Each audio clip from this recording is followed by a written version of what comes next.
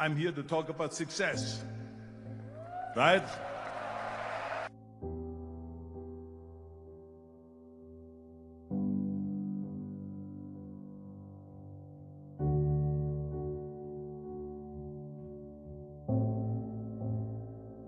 The first rule of success is to have a vision.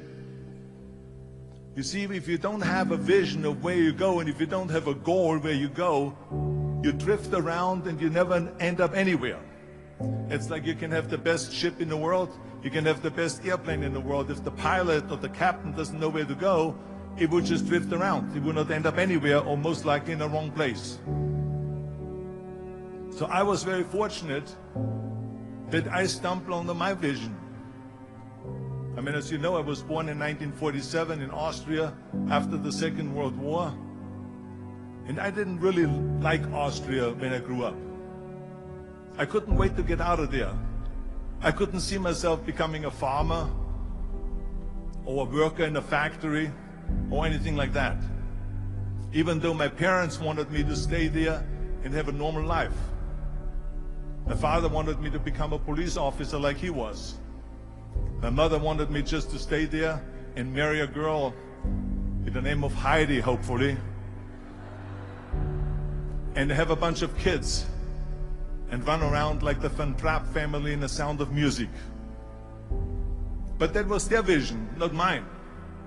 My vision was totally different. I felt that I was born for something special, for something unique, for something big. You know how great it felt that I knew where I was going? Imagine the majority of people don't know where they're going. When you have a goal, when you have a vision, everything becomes easy. Because remember that in America, for instance, when you study, you will see the percentage of people that like their jobs. 74% hate their job in America.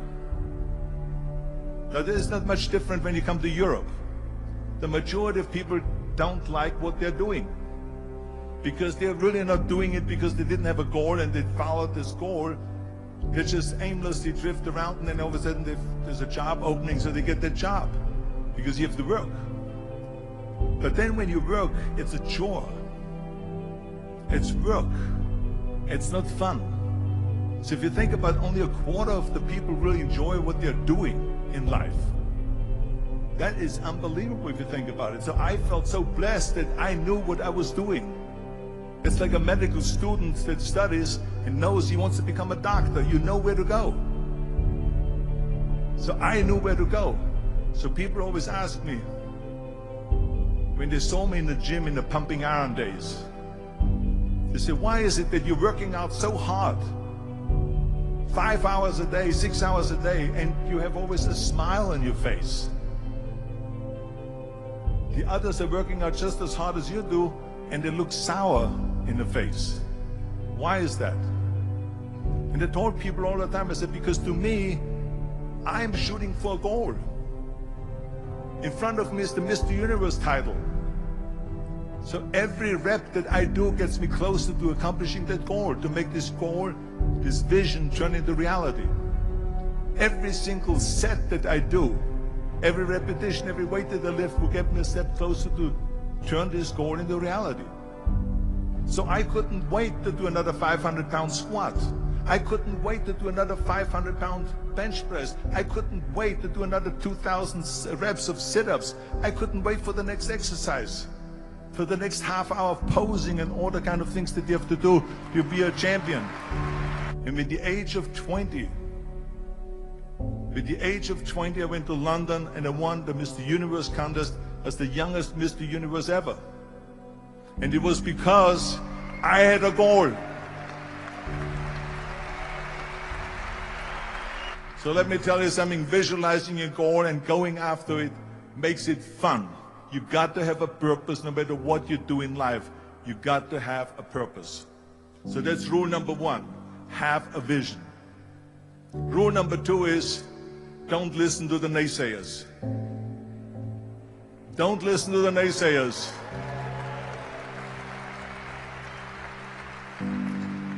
Everything I ever did, the thing that I heard out of people's mouth was, that's impossible. that can't be done or no. So whenever someone said to me, it can't be done, I heard it can be done. When they said no, I heard yes. And when they said it's impossible, I heard it is possible. I'm a strong believer of what Nelson Mandela said, that everything is always impossible until someone does it. Well, I'm going to be the one, I said to myself, I'm going to do it and I'm going to show it to them. Maybe it has never been done before. That's perfectly fine with me. But I'm going to do it. And I did not listen to the naysayers. Next thing, the third point that I'm going to make to you is, before we sit down with Jürgen and talk about the rest of the three, is work your ass off. There is no magic pill. There is no magic out there. You cannot get around. You have to work and work and work.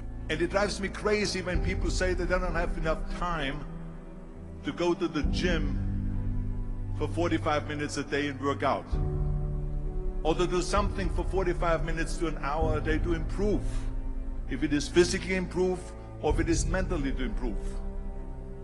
Imagine you read 1 hour a day about history.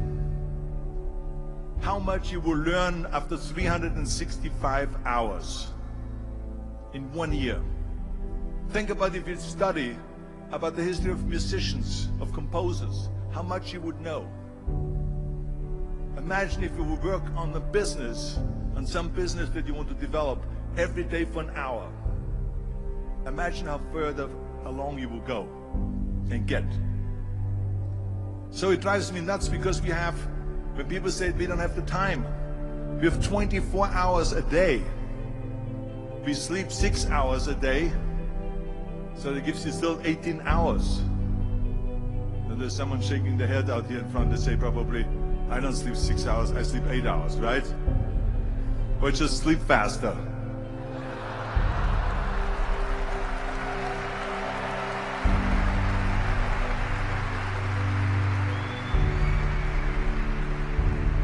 So we have 18 hours a day. The average person works around 8 to 10 hours.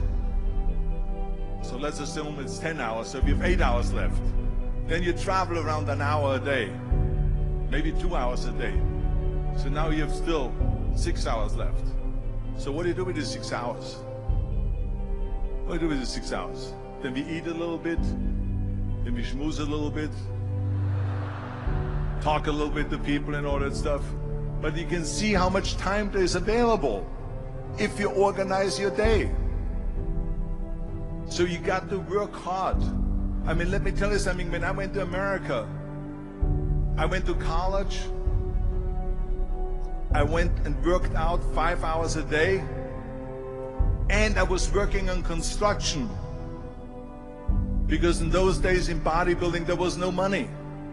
I didn't have the money for food supplements or anything. So I had to go to work. So I worked on construction. I went to college. I worked out in the gym, and at night from 8 o'clock at night to 12 midnight, I went to acting class 4 times a week. So I did all of that. There was not one single minute that I wasted. I became very friendly with Muhammad Ali in the 70s. And Muhammad Ali worked his butt off. And I saw it firsthand. And I remember that there was a sports writer that was there in the gym when he was working out and he was doing sit-ups. And they asked him, how many sit-ups do you do? And he said, I don't start counting until it hurts. Now think about that. He doesn't start counting his sit-ups until he feels pain. That's when he starts counting. That is working hard. And so you can't get around the hard work. It doesn't matter who it is. As a matter of fact, I believe what Ted Turner said. Work like hell and advertise.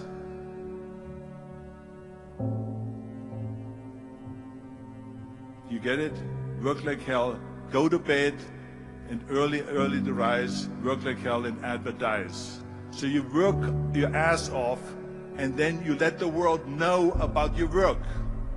That's what it is all about. Let people know. If you have a company, if you have a movie, if you do a sports, work your ass off, but then advertise and let everyone know. I hate Plan B. And I tell you why. Because we have so many doubters, as I've said earlier, the no-sayers. We have so many of those people that say no, and you can't do it, it's impossible. That is okay, because we just turn off, as I said earlier, and we listen and we hear the no being a yes. You can't do it, you can do it, and all of that. So that is possible to do that amongst all the negative people around you. But when you start doubting yourself, that's very dangerous. Because now what you're basically saying is that if my plan doesn't work, I have a fallback plan, I have a plan B. And that means that you start thinking about plan B, and every thought that you put into plan B, you're taking away now that thought and that energy from plan A.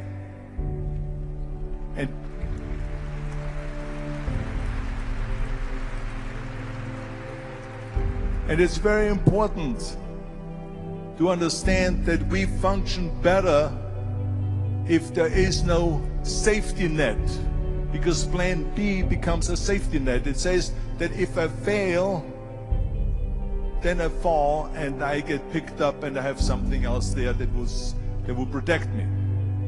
And that's not good, because people perform better when there's no safety net. People perform better in sports and everything else if you don't have a plan B. To me, it is very dangerous to have a plan B, because you're cutting yourself off from the chance of really succeeding. And the reason, one of the main reasons why people want to have a plan B is because they are worried about failing. What is if I fail, then I don't have anything else? Well, let me tell you something. Don't be afraid of failing, because there's nothing wrong with failing. You have to fail in order to climb that ladder. There's no one that doesn't fail. We all fail. It's okay.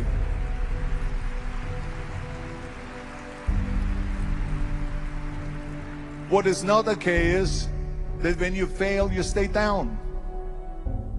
Whoever stays down is a loser. And winners will fail and get up, fail and get up, fail and get up. You always get up. That is a winner. That is a winner. Hey, we all lose.